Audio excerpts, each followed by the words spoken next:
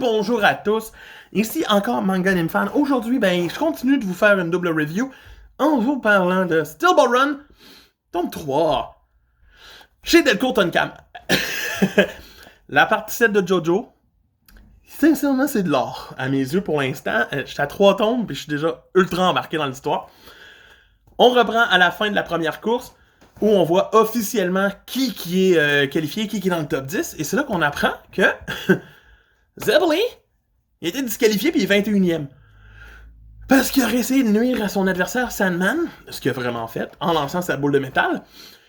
Et donc, il est fâché, notre ami Zeppeli, et il va décider de faire une team avec Johnny, pour éventuellement que les deux soient premiers et deuxièmes à la prochaine étape, qui est quand même la traversée du désert au grand complet, est longue.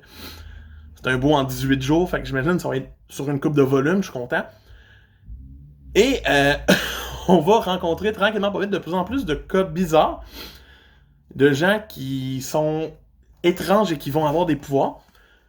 Donc les premiers qu'on rencontre après avoir le départ, c'est quelqu'un qui s'appelle Miss Robinson et qui contrôle des insectes pour passer proche des cactus qui envoient des épines sur le monde et qui vont attaquer Johnny et Zeppeli. C'était totalement bizarre à regarder aller, je l'avoue. Et j'ai vraiment aimé ça. Mais par la suite, ils vont rencontrer une famille qui utilise le fer et qui va s'attaquer à eux d'une certaine façon. C'est pas le meilleur bout, tant qu'à moi, mais ça reste totalement déjanté et j'ai vraiment aimé comment c'était visuellement représenté. C'est quand même violent, c'est sympathique, et de la façon qu'ils vont se faire arrêter tranquillement pas vite et prendre l'apparence de Johnny même pour mettre du monde contre eux. Ça pousse à vouloir continuer, ça nous donne envie d'avancer et de voir si nos héros vont s'en sortir face à Mountain Tim qui va les poursuivre à cause qu'ils pensent que c'est Johnny le meurtrier et tout. C'est génial, j'ai vraiment aimé ce tome 3-là.